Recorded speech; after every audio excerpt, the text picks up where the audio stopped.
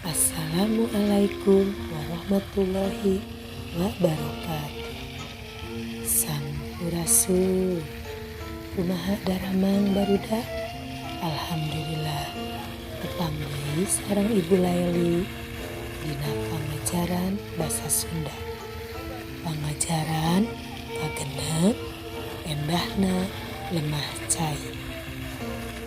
Murek dipedar nyaeta nginaan sajak. Barudak, naon ari sajak teh? Sajak teh nyaeta salah sahiji wangun ugeran anu teu pati kauger ku patokan wangunan.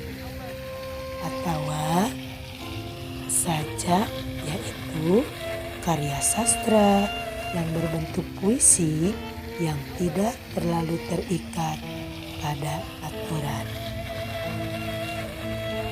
Lamun urang rek nyieun atawa nulis hiji karya, tangtuna urang kudu nangtukeun heula temakna.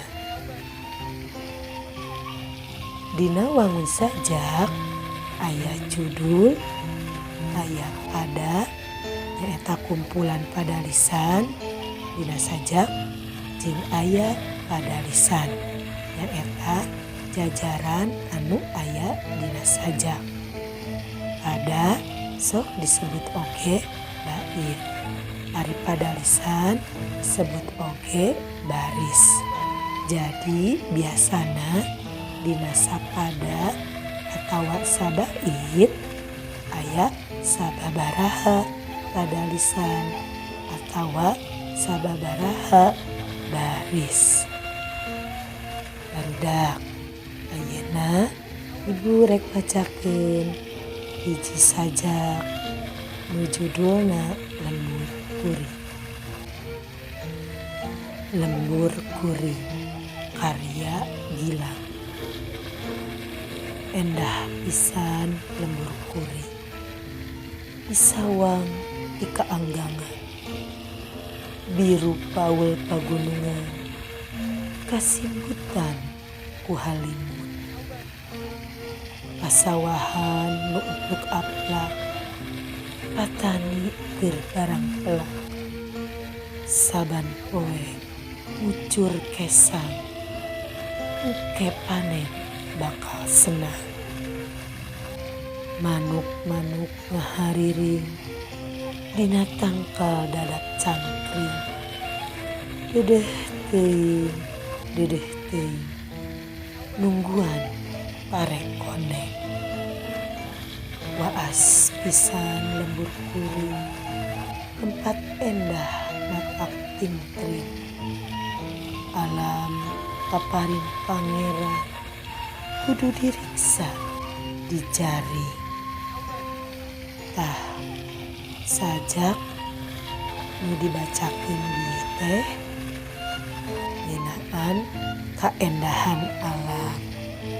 Jadi menceritakan tentang keindahan alam. Dina sajak aya kecap atawa kalimat di kaanggangan biru paul, tah eta teh hartina dari kejauhan. Tuluy aya pasawahan nu upluk aplak, hartina nyaeta pasawahan yang begitu luas. Petani sedang bercocok tanam, burung-burung bernyanyi. Tangkal dadap cangkring yaitu pohon dadap yang banyak durinya. Tah barudak, alam ciptaan Tuhan kudu dijaga jeung dilestarikeun. Jadi eusi sajak tadi ngagambarkeun kaendahan alam dari suatu kampung. Tentunya kampung dari pengarang sajak tersebut. mung sakitu barudak anu pedar dina wae ieu. Pamugi aya mangpaatna.